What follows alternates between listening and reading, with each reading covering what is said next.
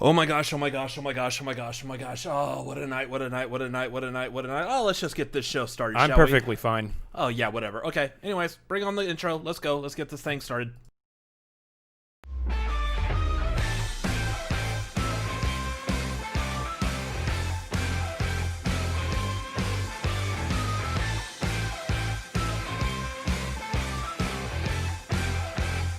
Ladies and gentlemen, we are the... you know who we are. We're the Cinefanatics. This is the tagline show where the tagline is the title. Shut up and drink your whiskey. Oh my gosh, good lord. What a night so far. We are, really orange. Oh, No, I bet we're it not. looks good on the actual stream, though. You know, I don't care at this Told point. you, we're fine.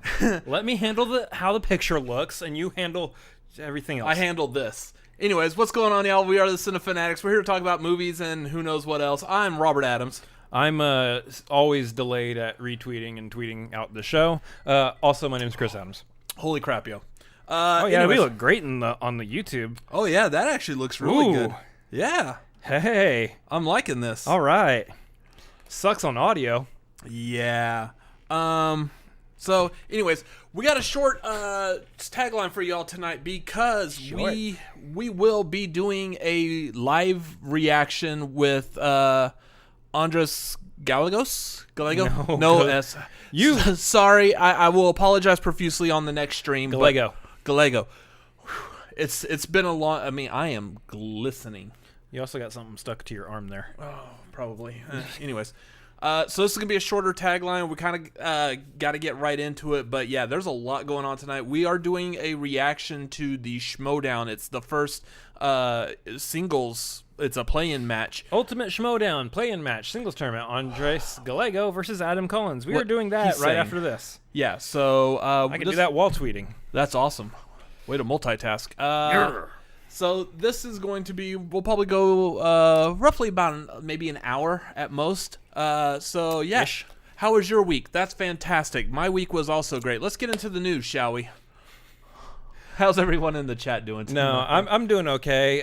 My rental car that I'm driving right now is fantastic, and I love it. And I'm gonna be somewhat sad to get rid of it when my car is done in the shop. Yeah, but your rental car looks awesome. I'm also gonna be pretty glad to have my car back because it's a comfort thing.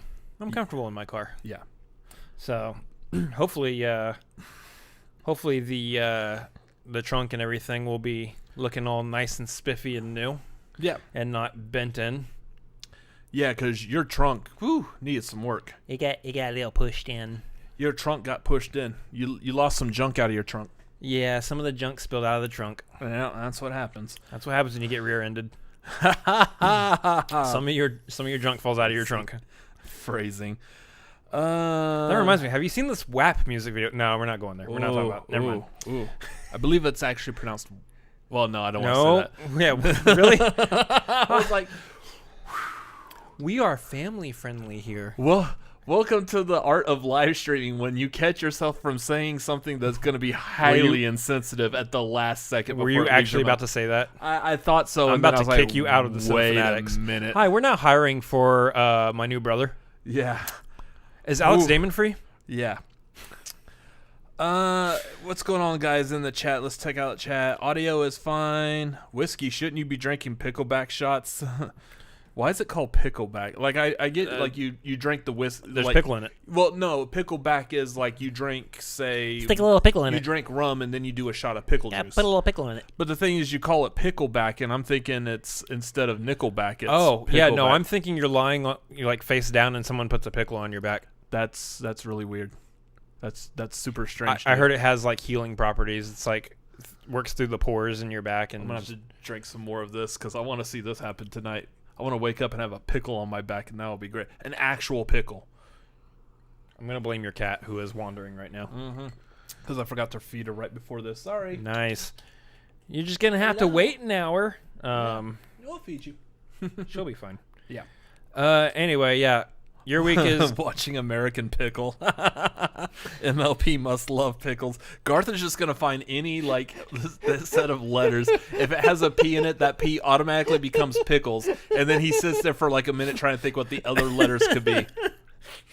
WAP stands for Watching American Pickle. I want to tell the other one, the acronym one that I told you a little earlier, just real quick. As long as it's family friendly, that's fine. Well, I mean, okay, you'll understand. So at work, we have to verify customers' identification to sign them up for a service. And one of the things we use is we use a phone to take a picture of their ID. Yeah, but it just really hasn't been working very well. I remember this. So we were trying to figure out how to reference this process of taking a picture. So I've been calling it the capture recognition authentication photo, which is a great name. Again, capture recognition authentication photo. It replaces the previous name on it, which was super hard identification thing. Yeah. Super hard identification thing. Super hard identification thing. You need to make sure you really follow up with the identification thing on that. Super hard identification thing. Identification thing. So here's the thing. I'm former military. Acronyms. An acronym stands for always. Oh no. I'm not that good at improv yet. Yeah, you're not. Anyways, moving on. I can't even get A and C. A and C. Acronym starts with an A and then a C. You know how spelling. You're not good at improv either. Yeah. Yes, and moving on. And yes, and no, you're wrong. Moving on. Let's get into some stories already. Just dive on into the thing. The identification thing. Super hard identification thing. Mm-hmm. That's the email from my manager trying to talk to me. What's the one? Here we go. So Scorsese, we'll jump in with the Scorsese one right off the bat, has made a deal with Apple for basically releasing movies onto Apple instead of a theater. Yeah. That's super cinematic right there. Very cinematic. I'd honestly believe that Scorsese releasing movies on Apple is a lot more cinematic than a Marvel movie. Oh, almost, yeah. It's not a circus at all. Uh-huh. Or carnival or what theme park, whatever he said it was. What I'm getting at is there a tinge of hypocrisy here? Hypocrisy. No. My name is Martin Scorsese. I'm going to say no because I would like to someday talk to Martin Scorsese. Here's the thing. I still like Martin Scorsese. I love his movies. Yeah. And the man's entitled to his opinion, just like pretty much all of us are entitled to any of our opinions about anything, sort of. Some of those could really be thought of some more before they get uttered and opinionized. But, yeah, I actually... I get what he was saying with the Marvel movies. I understand that, in that you're taking a comic book and putting it on a screen instead of actually fleshing out a full movie. You look at his movies, and it's easy for it to come from him because you look at his movies, they actually have a full-on cinematic quality to it. So now I'm just preaching to the camera, but they have that. Oh, you're over here. They have that kind of cinematic form to it, and it looks like it is very cinematic. And that's what I understand from his point of view that meaning, and I understand why I'm getting up here. He feels like he's the one who's able to show to give the opinion in that particular way. Much better. Oh, you have full range of motion over there now? For those who don't know what just happened, I changed the angle of my camera. Garza's saying Apple. I was here for pickle news, not Apple news. There's my... So, I mean, nothing gets... I mean, the whole thing of calling his movies on Apple not cinematic, a complete joke. But, are we okay? Yeah. What? Yeah, I'm good. Everything's good? Oh, I'm better than good. I am swell. You are gooder. I'm gooder. You are better than good. You are gooder. I am gooder. Yeah, no, I mean, here's the thing. Scorsese's pretty much at the point in his career and his life where he can just do and almost say whatever he wants. Yeah. Now, we don't live in a society where any one person can perfectly say anything they want without consequences. Oh, come on. We can all the time. In fact, I almost did a second ago. I'm going to shut your mic off somehow. You have to shut yours off, too. We got new mics. No, I'm just going to reach across the table and throw your mic away. Yeah. It's an expensive mic. Well, then don't say anything weird. So, yeah, no. As far as Scorsese's career, though, he can pretty much make anything he wants in a studio. Be like, yeah, cool. Here's some money. Do it. And if he wants to cut a deal with Apple and make some movies for Apple... he's got the freedom to be able to do so at this point. He's Martin Scorsese. Yeah. He's one of the greatest living directors out there right now. And yes, I am absolutely making up for the fact that I somewhat called him a hypocrite before. I mean, this will never get to him. It doesn't matter. But he is one of the greatest directors out there. He's going to be like, the Cinefanatics call me a hypocrite? Oh, look, they only have 1,200 subscribers. Yeah. We'll date this live stream right now. I don't mind. He's going to premiere a movie at South by Southwest one year that we're going to go, and he's going to be like, "You two. Yeah. I know you. You guys." In that exact voice. That's exactly Martin Scorsese's voice. So, yeah, I mean, I'm kind of eager to see what he can do, because I believe, what was the other movie that just came out? The Irishman? That one had a limited theater release, but it was primarily served on streaming. It had just enough of a theatrical release to be up for awards contention. To qualify for Oscars, yes. Yeah. Hello, Scorsese. You should have released that movie 1 year later, because then you could have just put it on streaming and been perfectly fine. True. So, I mean, what movies do you think are going to be up for Oscars? Sonic the Hedgehog, Sonic, Blood, Trolls World Tour, Scoob. Anyway. I am kind of like, we'll talk more about Oscars as we get closer, I guess, to Oscar season. No, we won't. That's been moved. There's not going to be any Oscars. I'm really curious to see how this year's Oscars are going to go. Oh man, what a year 2020 is. So moving on. It feels like we're rushing through this, because we are. Captain Marvel 2 got a director. Nia Dacosta, who is known currently from the upcoming Candyman That's sequel, right. reboot, requel. It's kind of a requel. Sequel. Seemingly a sequel, but still like kind of rebooting the legend of Candyman. Candyman. This is not a mirror. Candyman. I mean, I'm seeing myself in this monitor. For all intents and purposes, this is a mirror. It's not a mirror. Candyman. Yeah, it's not going to work. Candyman. Also, Candyman. Fictional. Candyman. It's also a very fictional character in a very fictional situation. Fictional characters. Ben Affleck. Fictional character. Yeah. So I can't remember. She has another movie that has already come out, I believe, and I can't remember off the top of my head what it is. Well prepared for the stream tonight. Well done. Too busy working on all the tech stuff. Yeah. That's what happens. You work full time and you're trying to provide streams. It's okay. I have a computer in front of me. You can look it up while I talk. I do a song and dance and entertain the crowd, and you look it up. Anyways, Gar says the new mics look cool and sound good, but I kind of miss the echo. Echo. What? She wants food. Littlewood's Night and Day short Top Boy TV series. Yeah, no, Candyman. So Candyman's like really what's going to help establish her. It's going to be the main thing. Was everything else like an indie or a short? Yeah, pretty much. Okay. Yes, I hear you.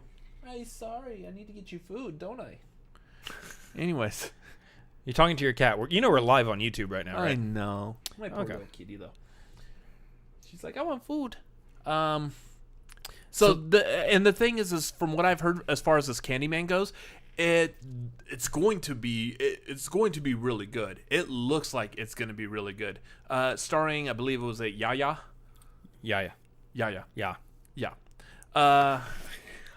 Good there goes our channel. Good night, everybody. And then also Tony Todd, who was the original Candyman, is back in this as well. So I'm eager to see that. But the thing is with what looks like positive word of mouth already, I guess in the industry, since the movie hasn't been released and who knows when, that Marvel went ahead and signed her to do Captain Marvel 2, which certain execs probably would have already seen enough of Candyman to go, we like what you're doing. She's probably reached out to them, met with them, talked about it. Thanks, Garth. Hi, audio listeners. If you want to know what wonderful comment our friend Garth said in the chat. Make sure you subscribe to us on YouTube Make and sure then you pull up this subscribe. video and look back at the chat. To us on YouTube. Right around the time where my cat is meowing. Good Lord. Heyo. Anyway. So, yeah, I mean, this might be... Now, here's the thing. In all honesty, I can't remember who directed the first Captain Marvel. I want to say it was 2 people. Yeah, it was 2 people. But I don't think they were necessarily known for their movie directing yet. I want to say that they are along the same lines as, at that point, you had the Russo brothers. So, like, they're coming from either, like, TV or... Well, yeah, and we're on YouTube, and we're well prepared right now. Yeah. So... Keep calling it out. Anna Boden and Ryan Fleck. Yes. I knew I would recognize those names. I mean, here's the... Overall, I thought they did pretty well, but... They did Half Nelson. It's kind of a funny story. Yeah. I know I've heard of Half Nelson before. It's kind of a funny story is the one that's got Zach Galifianakis and Emma Roberts in it. Oh, okay. Yeah. Yeah. So I believe that was her name, Nia Dacosta. Yes, her name is Nia Dacosta. I believe, based just off of what we've heard of her doing Candyman, I believe she might be a really good fit for the MCU. And I know Marvel and Disney are one of those that are especially trying to look towards Up and coming directors, and almost kind of like what I feel like DC did by hiring Patty Jenkins to do Wonder Woman. You get a female perspective on a female-led movie. And, I mean, technically, it makes great sense. Yeah. Just because you kind of don't want, like, some random dude just, like, telling the story of, like, women empowerment. I'm going to mansplain Captain Marvel all the way through. Yeah. And on top of that, you have a situation where, you look at Marvel Studios' weakest films right now. Some people would say the first Captain Marvel was one of them. Others would mostly say that it's going to be Thor: The Dark World. I think the thing, like, Thor: The Dark World, I have a point. I agree. Okay, go ahead. I'm going somewhere with this. I apologize for interrupting. Anyway, people would say this, but for the most part, even Marvel's worst movies are still pretty decent to good movies. Still pretty fun movies. I mean... some people out there might actually very much dislike Thor: The Dark World, but for the most part, I just rewatched it, and it's still enjoyable. For the most part, I'll watch every single Marvel movie again and again and again. I enjoy them all. And that is the situation that I think Marvel has found themselves in, both with cast and the people that they choose to direct these movies. They don't go wrong, typically. To touch upon Thor: The Dark World, like I said, I just rewatched it. The dynamic of Loki being like in the dungeon for like the first half of the movie, and then what happens with him when they release him to have him help. It's great. That is great entertainment. I love that part. People also, typically pick like 1 or 2 things of these movies and then run with that as, the whole movie was bad because of these things. The Dark Elves, Malekith was... He's very thin. I do like Christopher Eccleston, though. Yeah, but they miss out on a lot of the other good stuff that's in that movie. Rene Russo, everything with Frigga was really good. There's great stuff in that movie. There's rough stuff in that movie, and that's the same with like all these Marvel movies. Yeah. Even Captain Marvel. There's great stuff in Captain Marvel, and there's some rough stuff in there. But I know one of the issues I would say that was wrong with Captain Marvel, or not wrong, but that people have the problem with is it's an origin movie. Yeah, we've gotten to the point where we've been so inundated with origin superhero movies that you're like, okay, they're all formulaic. So and so person comes from such and such place, accident, powers, something. Suffice it to say, though, I believe I have full trust in Marvel Studios, Kevin Feige, Disney to pick the right directors for these projects, in which case, if they're looking at Nia Dacosta, who's only got one big feature coming out, has done a couple small things here or there, and they're going, she's going to do this right. Yeah. I fully trust them. Yeah. Plus, I'm very interested in them utilizing the power of these movies, these big, huge blockbuster movies, to grab these small-time directors, these smaller indie directors, and thrust them into the spotlight, into bigger and better careers. So you said blockbuster movie. You know she crashed through her blockbuster. Yeah. Anyways, It's a blockbuster movie. Make it a blockbuster night. Speaking of, they tweeted today. yeah, I saw that. They're like, "Hey, just checking in." I'm like, "This isn't the last Blockbuster Twitter account. This is the actual Blockbuster Twitter account. What the heck? You guys are still alive?" I kind of saw it, but did it have like the check mark? Like, was it verified? Yeah, it's actually Blockbuster. It's actually Blockbuster. Yeah, verified Blockbuster actually Wow. tweeted, "Hey, just checking in." What's funny too, though, is it actually came out with a news story, and this is kind of an inadvertent news story that we can drop in here too. Yeah. The one and only Blockbuster that is still around. Mm-hmm. It's Is like in Oregon or Alaska. Oregon. Yeah, it's in Oregon. It's also an Airbnb. Yeah. There's like news stories and everything. They're like part of the store is actually renovated into a place that you can stay. So that means you can get up out of bed and then just go wander up and down You the can go aisles, pick a not movie. knowing what movie you want to watch either. Exactly. You can And then get up, after a few minutes of wandering the aisles, you're like, "Oh, I need the bathroom." something like that. You can go pick out a movie or whatever, come back to your bedroom, put it on, watch it. All right, I'm done. Go pick another movie. Yeah, but see, to make it authentic, what they need to do is like all the good movies. You're like, "Ooh, I do want to see that." You go to reach for it, and the video or the DVD is not behind the case, and you're like, "Oh, okay." That would be appropriate. To be clear, though, this Airbnb is booked for like the next 3 years. Why? Like, Because Blockbuster goes out of wait. it's okay. novel. So it's an Airbnb. Yeah, it's novel. So would you call this an Airbnb and B&B? No, I would not. I don't know what you're getting at, but no, I would not. Well, you know what Airbnb stands for. Air We're back bed to and breakfast. acronyms on Air this bed stream. and breakfast. Yeah. Yeah. So now it's Blockbuster. So Air Bed and Breakfast Blockbuster. Airbnb B&B. See, what threw me off there is that Blockbuster is one word. Yeah, I know, but to make it really work, you kind of have to sell That's it. not how acronyms work. Move on to the next news story. Next news story, reaching way back into the 80s, back when we were all little kids, all of us, every single one of us. Apparently, they're going to turn the old Knight Rider TV series into a movie. That's right, your favorites from the 80s are coming back as live-action movies. Never seen this before. But this was the movie about, what was it, like a spy? I don't remember the TV show that much. Trying to do a gag, and YouTube is killing me right now. Yeah. It was about like some spy organization where you had Michael, played by the ever... That's right, your favorites from the 80s. Oh, yeah, I forgot. Yeah, you got to mute our video. I forgot. I got to mute us. There we go. And that is all we can get away with on the stream. Probably. So Michael, played by the ever popular and gorgeous looking David Hasselhoff, Oh, yeah. German singer extraordinaire. You know what's weird is... Or not, he's not German, but he's popular in Germany. I got that confused with, what's his face? Good TV, guys. Michael Landon? No, it's another, like, 80s show, but... Yeah, Michael Landon was Highway to Heaven. Definitely not what I'm talking about, but continue on your thing because I'm not going to get it in time. So, yeah, it was David Hasselhoff before Baywatch played Michael, where he drove around in a car that would talk to him, the car's name being Kit. Kit. And for some weird reason, the car sounded an awful lot like Mr. Feeney from Boy Meets World. Scott Bakula, Quantum Leap. Oh, Quantum Leap. Oh, that was a good show. That one needs to be a movie also.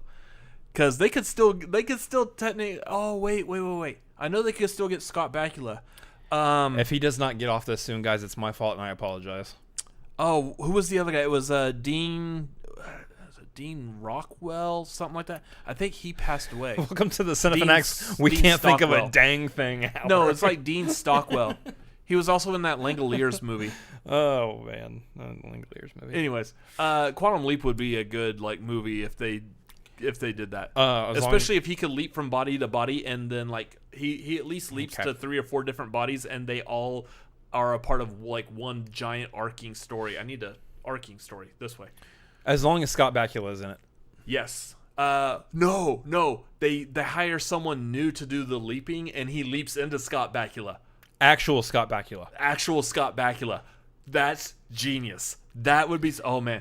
The people we who say are it's watching right genius. now, the people who are watching right now who don't know what quantum leap We is, say it's genius, but the problem is that this didn't work out for Ocean's 12 when Julia Roberts actually showed up as herself, and Tess had to play Julia Roberts, even though Tess is played by Julia Roberts. But after Ocean's 11, the rest of them were just, ugh. 13 was great. Yeah, 12 was terrible. 12 was pass. 12 was so bad. Anyway. Oh, God. Guys, we are super ADD over here. We were talking about a Knight Rider movie. Yeah. I mean, here's the thing. That could be how, like, the direction of this channel, and I'm okay with it. Let's just, like, go off on tangents like crazy. Hi, welcome to the Attention Deficit Disorder Cinefanatics. Nice. Garth is saying that better bring back Michael Knight's evil twin, Garth. I forgot that was like his twin's name or whatever. Driving the evil car. Yeah, I know Carr was the evil car, the evil one, the evil version of Kit, because Carr was voiced by Peter Cullen. Who did? Of course it did. Of course he was. Optimus Prime. Autobots, Yeah. let's get the All-Star. Let's stop Mr. Feeney. Feeny. Feeny. Nice. So therefore, if you can't tell, we kind of grew up like during the 90s, and man. like for at least for me, TGIF was a big part of my Friday nights growing up. Yeah. And I love Boy Meets World. Now you love Boy Meets World. You're a little younger than I am. I grew up with Boy Meets World too. Real quick, while we're going off on tangents and whatnot, We don't have time for that. someone's about to have a birthday. Who? I believe it's you. What? Yeah. I believe tomorrow. I've reached the age where I just want to forget that I'm having a birthday now. No, it's because you're turning 31, and 31 is such an inconsequential age. I mean that too. I mean, honestly, until 40 and then 50, every age is inconsequential. You're exactly right. That's why I'm looking so forward to my This birthday isn't next about year. you. This is about me. It's my birthday tomorrow, you jerk. Stop stealing the spotlight. Anyways, so we've only got 2 spotlights, and one is on each of us. Anyway, yeah, it's my birthday tomorrow. Hey, you can cry if you want to. Or not, it's your party. Oh, God. It's been a long night, y'all. Birthday F's in the chat. Birthday Fs? Birthday F's in the chat. What Fs are you talking about? Anyways, you need to keep up with the kids nowadays when they say F's in the chat. Wow. I guess so. If y'all have any questions and Fs that you want to put in the chat, feel free to drop those. You could do it the Streamlabs or the Super Chat. Hey. I forgot we typically talk about that at the beginning of the show, but you know what? The beginning of the show is almost non-existing at this point. Just so you know, we take birthday Streamlabs and we take birthday patrons here.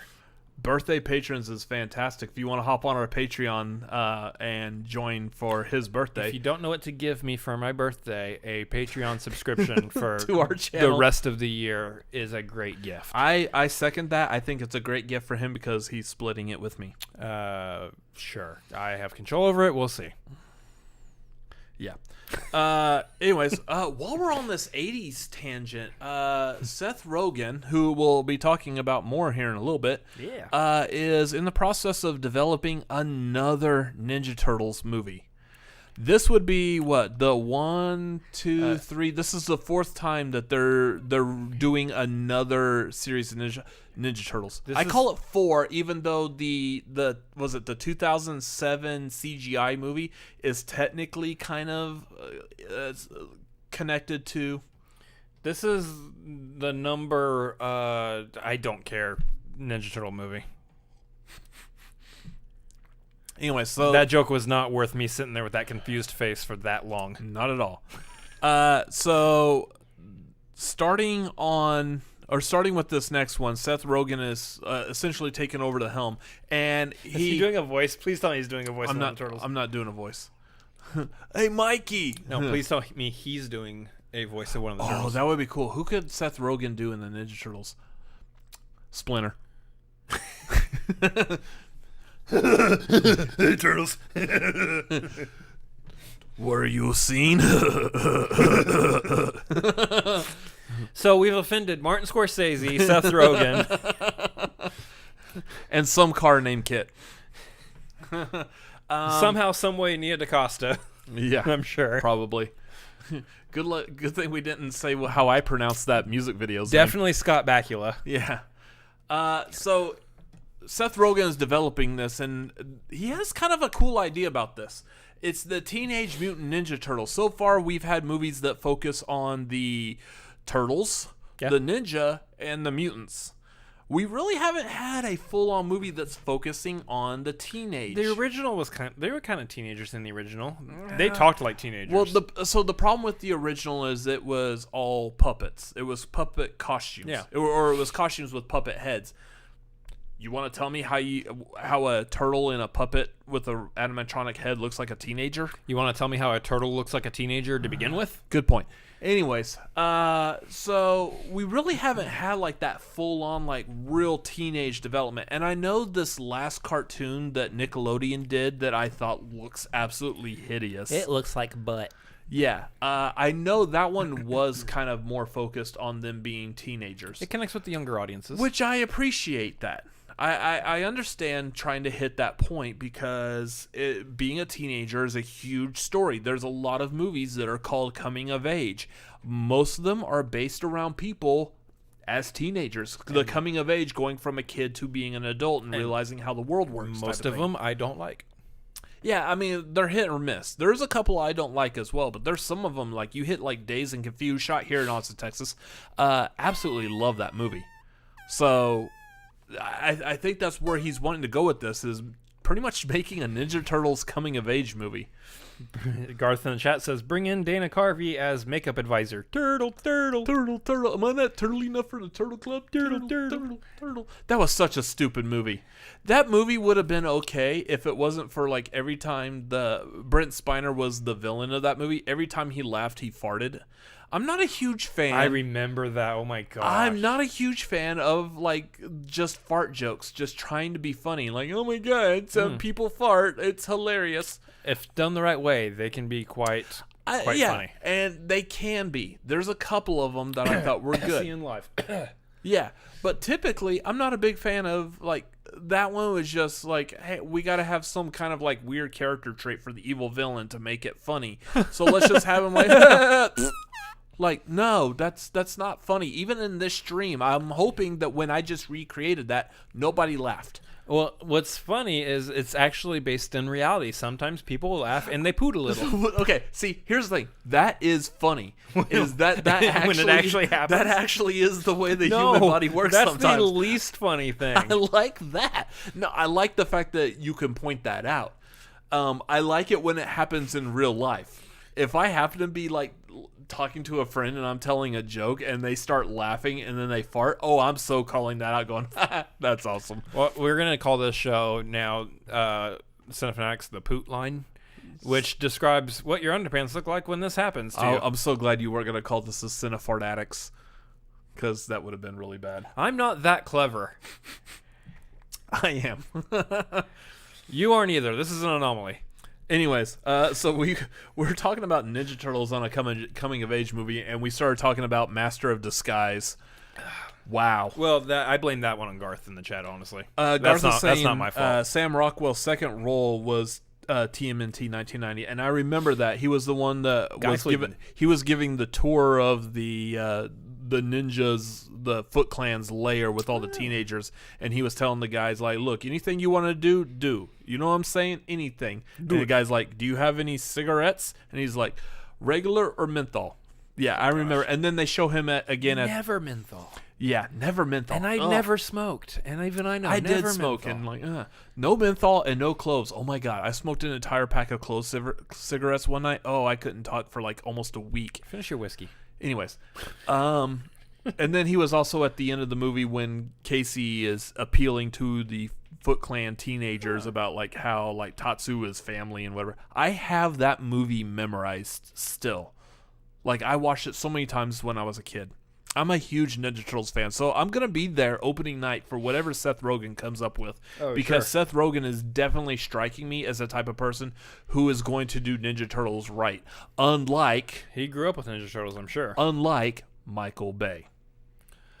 Michael Bay also didn't direct those. He just produced it. Yeah, but so therefore that means someone else directed it, and Michael Bay's like, watch your mouth. Megan Fox is the pinnacle April O'Neil. Oh, God, no. I'm just No. kidding. That would be Anna Kendrick. Duh, it's right there, guys. Anna Kendrick would be a good The April casting is O'Neil. right there, I guys. actually I do like the idea of Anna Kendrick, but I'm still a fan of both Judith Hogue and Paige Turco as April O'Neil. Man, I just Those are both I got names. super nerdy there for a Those are second. both names. Because you haven't seen really either one of them in anything since. I know Judith Hogue had a cameo in Armageddon, but that's about it. Oh, she was in a deleted scene from the second Michael Bay. movie. Yeah, the second Ninja Turtles Michael Bay. She had a cameo in there as April's boss, which was funny. Yeah, that's clever. Gar says a TMNT video chronic pop quiz. See, Go they for actually did do one, and I believe I won that barely. But there was one question in there I remember them asking that I was kicking myself that I missed. You won it by the skin of your teeth, which is really weird because teeth don't have skin. If mine does, it needs some skin bleaching. Yellow. Nope, I think they got that. Yeah. That's what this channel is known for, is teeth. Look at the comments to our previous videos. No, it's not.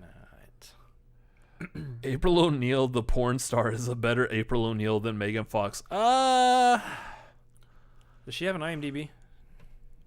Who? Megan Fox? No. I'm pretty sure Megan Fox has an IMDb. Who are you looking up? The April O'Neil he just brought up. Because I'm not going to Google search her. Come on. Oh, April O'Neil, the porn star? Yeah. She does not have an IMDb. Yeah. At least from what I can tell. Now reporting the news. This just in.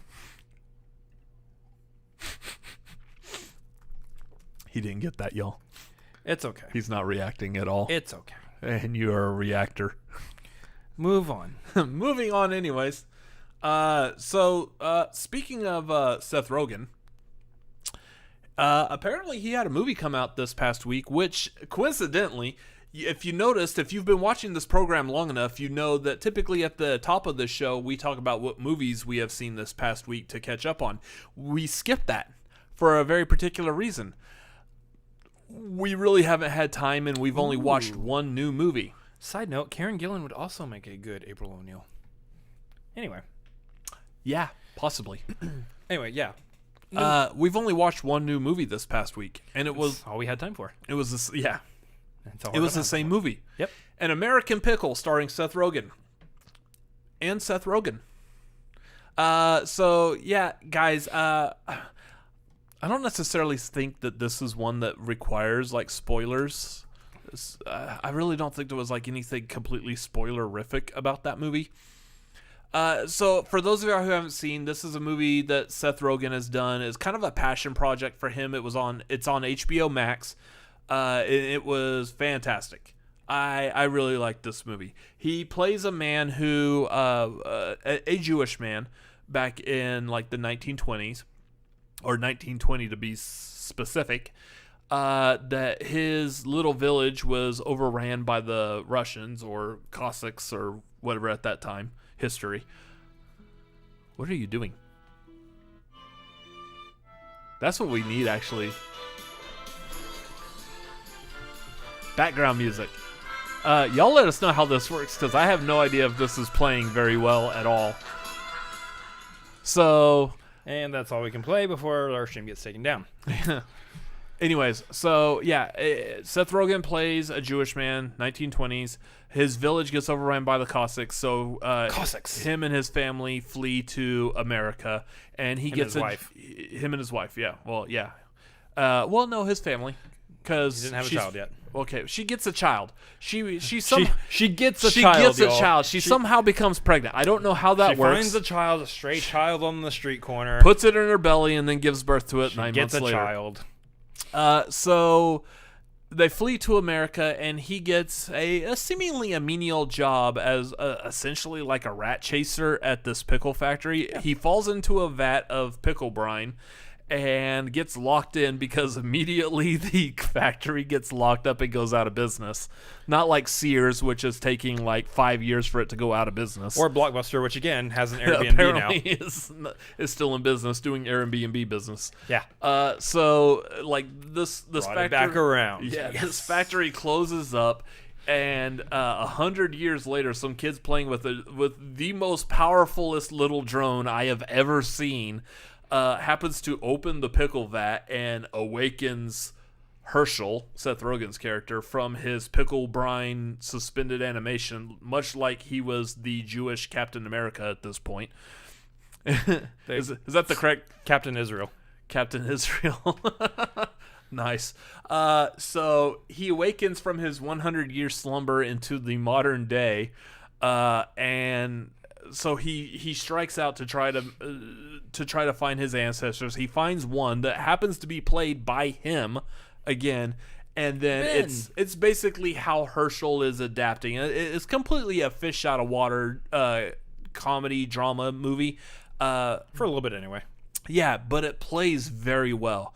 And so his idea is now he's in modern times and he's trying to start his own pickle business. Yeah. Watching this movie, there's a few things that come to mind. First of all, it's that this is not a movie that you run to when you're looking for in-depth, deep storytelling. This is more of a fun little passion project that Seth Rogen wanted to produce.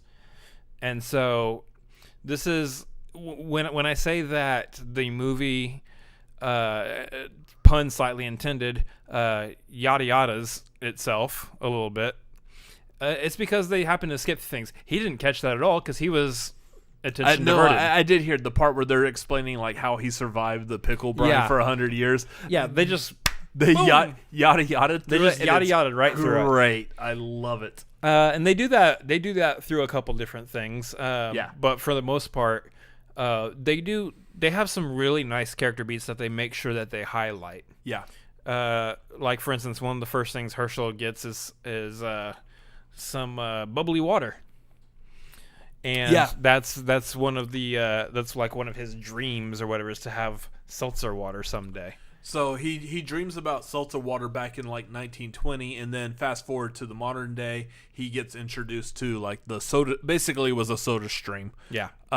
And how he's just amazed that now you can make bubbly water at home, which was one of his things that he was always wanting to do. Yeah. And that's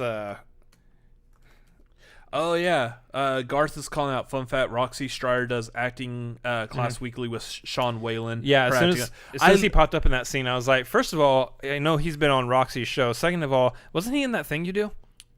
Yes. So Sean Whalen, for those of y'all who don't know who Garth is referring to, Sean Whalen, the most popular thing Sean Whalen has ever done was the old Got Milk ad back in 1990, where he's eating like a sandwich of peanut butter and he gets called by the radio station to name who shot Alexander Hamilton. Nice. I remember.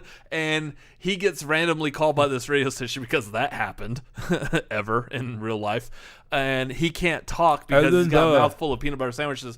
And he's in a library that's full of like pictures and books about the Hamilton versus Aaron Burr shootout.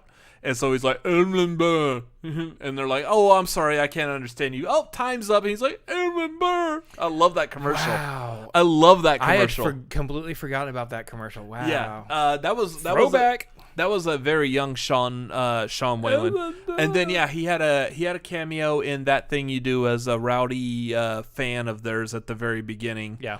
Before the Oneaters became popular. It was like when they were doing the meter, the clap meter or whatever. Yeah, he was a heckler in the audience. And then he's had a couple other like things that he's done. Like he was in the show Scrubs that we absolutely love. As like he was like a lab tech or whatever. He's like, and it's always no cutsies. Like trying to get that was him. JD and Scrubs. If y'all haven't seen Scrubs, absolutely great TV show. Basically, Sean Whalen is a really great character actor who pops up in a lot of these, minor roles and other things. But he's really good at what he does. Yeah. So I very much enjoy seeing him in this movie. Yeah, it was the same for this movie too. That was just a great use of him, his talent and everything, just to push that scene along with the scientists and everything. So real quick, I know we're still doing a review for it, but like Garth is saying, I thought this was a family friendly channel. Can you say Cossacks here? Is that a Sure. Is that a derogatory term? Who cares? Oh, I mean, I'm a big fan of like history and learning still. Like I will never stop learning as much as I can. I love watching Jeopardy and trivia and everything like crazy. So I will honestly say I'm not a huge like I don't know that much about that like that culture. I don't think it's offensive. I remember it also being a big part of Fiddler on the Roof. Yes, I know. You're offended by that. The cat. So I know Fiddler on the Roof had a lot of kind of the same ideal, that kind of like a Jewish village that was overran by Cossacks. Yeah. So I don't know if that actually is a derogatory term. Someone feel free to educate me, and if appropriately educated, I will stop using that. But I'm just going based off of what I guess they said at that time. And then I do also want to point out, MovieFanobi dropped in the $4.99 super chat. Are you sure people can handle Adams v Pickles? Is this a rebranding announcement? Hashtag Pickle Fanatics. Anyways, have fun, stay kosher, pony boy. I love it. Yeah, it's fine. Will your OnlyFans site be called Only Adams? Yeah, that's what I thought Garth was saying. He said that it's a joke about it being very close to a naughty word. Yeah, it's fine. It's okay. It's just it's another a cultural term used to describe a certain group of people. What's the naughty word it's close to? I'll tell you later. Huh? I'll tell you before our next stream, which we'll talk about that in a second. We got to continue this review here. The cat is offended. Cats have a good sense. Yeah, my cat is not offended by anything except for WAP. What? Yes. So this movie, An American Pickle, it's really great because it starts out with this idea that it is like a fish out of water or an old Jewish man out of pickle brine, whatever floats your boat there or your pickle. And he stop talking to your cat. We're live. And it starts out that way, and then it takes that turn. Not even halfway through, like maybe a third of the way in, it takes a full turn into a different direction, and then it becomes like a really neat little character study, mostly for the younger Seth Rogen character Ben, where he's having to learn a lesson essentially. He's having to learn a lesson, but at the same time, the stuff that Herschel is going through.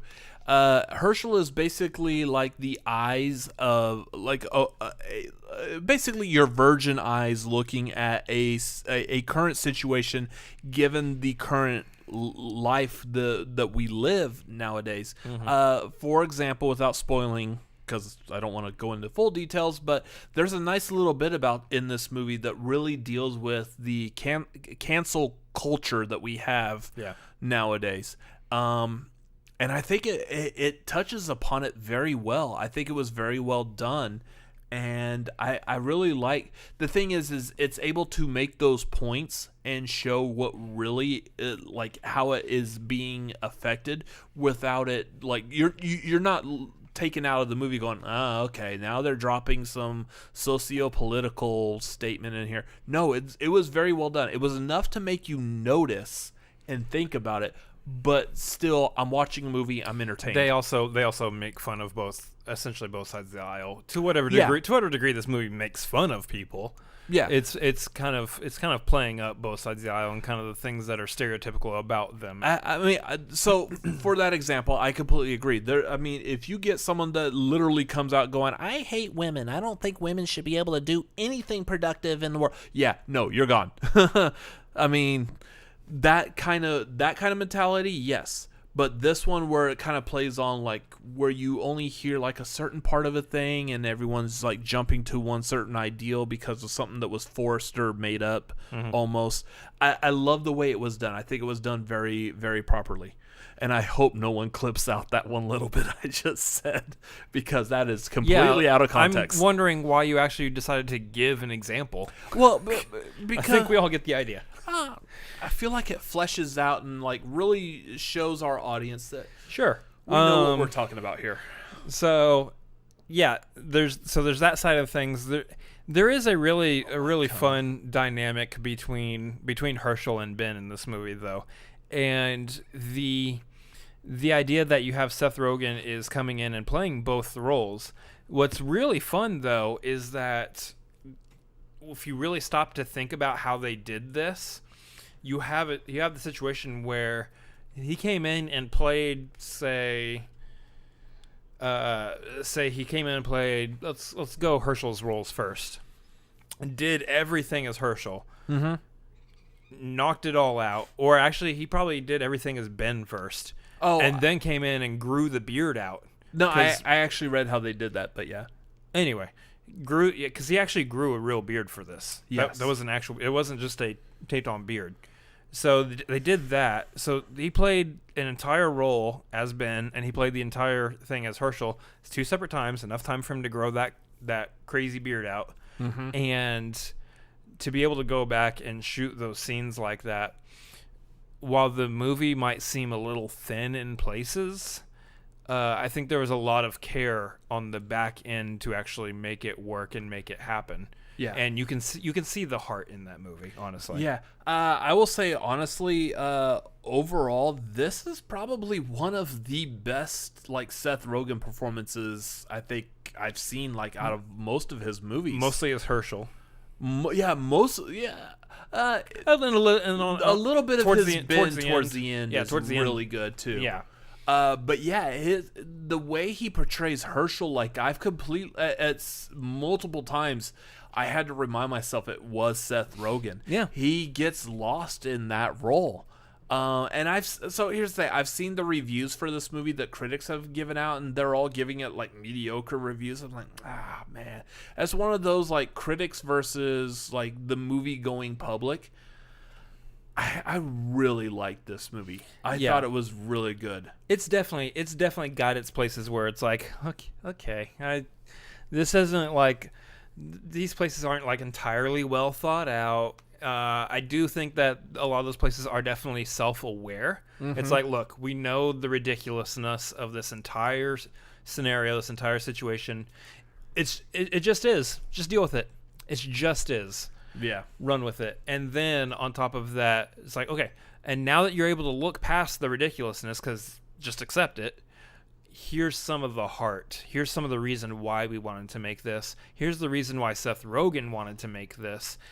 Again, you can tell that this is a passion project for Seth Rogen. Yeah. Because when it gets to certain key moments in the movie for both Herschel and for Ben, you can see the deep connection that this movie has with Seth Rogen's heritage, with his ancestors and everything, and that this movie actually means something to him personally. Yeah, because I believe Seth Rogen does come, like himself does come from a Jewish background. So yeah, this is most definitely a very personal passion project for him. And I love the fact when you get to see actors do something like that. It's fantastic. And again, this is probably one of his best movies I think I've ever seen. Yeah, he really did knock it out of the park on this one. And twice. So I mean, if we're rating this movie, say we're gonna go just out of 5 pickles. We're doing out of 5, not 10. Are we doing out of 10? Is that I forgot. We're out of 10. We haven't reviewed a new movie in a while. Not since Palm Springs. Well, yeah, and I don't remember even doing that. A few weeks ago. So out of 10, I would actually probably rate this movie 8.5 pickles. I mean, ultimately, yeah, I give it a healthy 8 pickles out of 10 pickles. Healthy 8 pickles. I'd give it a healthy 8 pickles. And the reason being, again, because pickles are good for you, ladies and gentlemen. While this movie does clock in at about an hour and 29 minutes, it's just shy of that hour and a half mark. It moves at a decently brisk pace, but there's definitely a lot of like details left out story-wise that kind of explain the situations. And while that actually does work more in favor for this movie, it's still a situation where it does leave the movie again feeling thin a little bit in some places. But the heart and the love and care and the performance from Seth Rogen is definitely present. So yeah. It's definitely worth a watch. If you got HBO Max, absolutely give this an hour and a half of your time, because it's a delight. It's a delight. It's a nice little delightful movie, and you are just super focused on that chat. No, I'm hearing you. It is a delightful movie. I really liked it. So, so as we go diving into chat here, because we're about done with this stream, Garth is saying the reviews are sweet and sour. I was actually expecting you to say, well, the reviews for this movie are bread and butter. And it's definitely kosher. Garth is saying, yeah, it's definitely kosher. Garth is saying it was cloth sensational. Oh, that's fantastic. Vlasic. Yeah. Fantastic. Fantastic. Okay.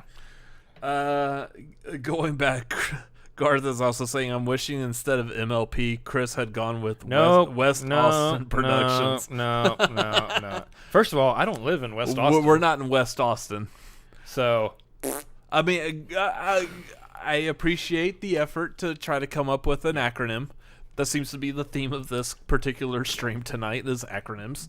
But yeah, so speaking of streams tonight, we're not done yet. We're done with the tagline here in just a few minutes, but get those questions in, by the way, because we're about to end this. So yeah, so I cast like good. The way this is going to work on Tuesdays for the next few weeks, next say month and a half or so.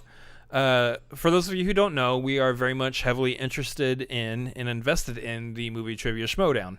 That being said, we also on this channel like to do reactions and whatnot to the movie trivia Schmoedown. So much so that we've made an entire new show out of doing reactions called the Schmoedown Replay. Bring it up. Why aren't you ready? Bring it up.